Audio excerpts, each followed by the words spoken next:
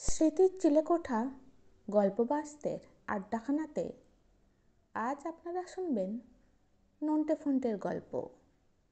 গল্পের নাম নকআউট কেলটু। নন্টে ফন্টে একদিন বোর্ডিংয়ের বাইরে যাচ্ছিল। নন্টে ফন্টেকে কিছু টাকা দেখিয়ে বলল, জন্মদিনে কিছু টাকা পাওয়া গেছে ফন্টে, চল এই নিয়ে খুশি মতো কিছু কিনে খাওয়া যাবে। তাই শুনে ফন্টে বলল, সত্যি দারুণ হবে। ওদিকে বোর্ডিংয়ের জানালা দিয়ে নন্টে ফন্টেকে বাইরে যেতে দেখে কেলটু বলল, নির্ঘাত খাওয়ার তালে বেরোচ্ছে, পিছু নিয়ে ভাগ বসাতে হবে। সঙ্গে সঙ্গে ছাতার একটা বাঁকানো হাতল নিয়ে পিছু ধাওয়া করতে করতে কেলটু বলল, আগে ওরা কি কিনবে কিনুক, তারপর আমি এই লাঠি দিয়ে ওদের ঠ্যাঙে ল্যাং মেরে মাল আমার জিম্মা করে নেব। এদিকে রাস্তার ধারের একটা পাঁচিলের বাউন্ডারির ভিতরে একজন অর্ধেক টাক মাথা লোক গাছপালা পরিচর্যা করছিলেন। গাছে জল দেওয়ার একটা ঝাঁঝরি জল সমেত একটা কাটা গাছের গুঁড়ির উপর রেখে লোকটি বলল, জল দেওয়ার পাত্রটা এই কাটা গাছের গুঁড়িটার উপর রেখে আমি এই আগাছাগুলো খুঁড়ে উপড়ে ফেলি। ওদিকে কেলটু তো মনের আনন্দে লাঠি নিয়ে চলেছে, কোনো দিকে তাকানোর তার প্রয়োজন নেই, তার লক্ষ্য একটা দিকেই স্থির। পাঁচিলের পাশ দিয়ে যেতে যেতে ঠিক আমার সামনেই আমি ওদের দেখতে পাচ্ছি বলে যেই কেলটু লাঠিটা উঁচু করেছে অমনি লাঠিটা আঁটিয়ে গেল ঝাঁঝরির হাতলে। লাঠিটা সজোরে টানতে ঝাঁঝরি উল্টে জল পড়ল লোকটার মাথায়।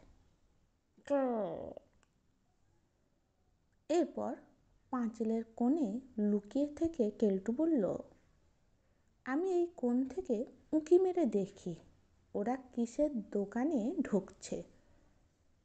অমনি পাঁচিলের ওপার থেকে লোকটা ঝাঁঝরি দিয়ে কেলটুর মাথায় আঘাত করল। ঠাঁত উপস বলেই সঙ্গে সঙ্গে কেলটু চিৎপাত।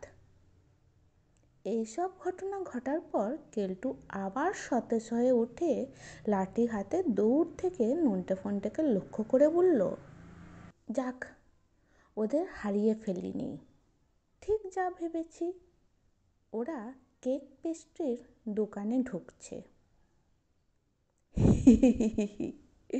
যেই ওরা বেরোবে অমনি ওদের ঠ্যাঙে লাঠির টান লাগাবো বলেই লাঠি উঁচিয়ে কেলটু পেস্ট্রির দোকানের দিকে দৌড় লাগালো। ঠিক সেই সময় লাঠির হাতলটা আঁটিয়ে গেল রাস্তার ধারের একটা গাছের ডালে। সেই ডালে ছিল পাখির একটা বাসা, আর সেই বাসায় ছিল কয়েকটা ডিম। রাস্তার ধারে একটা লোক কাজ করছিল। ডিম সমেত মাসা উড়ে গিয়ে পড়ল লোকটার মাথায়। ফ্যাচাত। কেলটুকে পাশ দিয়ে দৌড়ে চলে যেতে দেখে লোকটা রেগে মেগে হাতের লাঠিটা নিয়ে কেলটুর মাথায় মেরে বলল, আরে বদমাস ছকরা, দেখ উল্টা মজা। ঠাকাস। লাঠির ঘায়ে আহত হয়ে কেলটুকে রাস্তার ধারে পড়ে থাকতে দেখে দোকান থেকে বেরিয়ে নন্টে বলল, ই কি রে কেলটু এখানে কোত্থেকে এসে ঘুমোচ্ছে রে ফন্টে? খাবারের ঠোঙা হাতে ফন্টে বলল, চুপি চুপি সরে পড়, জাগলেই ভাগ চাইবে। নন্টে আরও একটা খাবারের ঠোঙা হাতে নিয়ে যেতে যেতে বলল, ওরে কেলটুকে কেউ নক আউট করেছে রে মাইরি।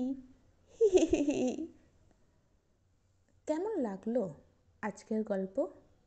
যদি ভালো লেগে থাকে তাহলে লাইক করবেন, শেয়ার করবেন আর এই ধরনের আরও নানান স্বাদের গল্প শুনতে চাইলে স্মৃতির চিলেকোঠা চ্যানেলটাকে সাবস্ক্রাইব করে আমাদের সঙ্গে থাকবেন।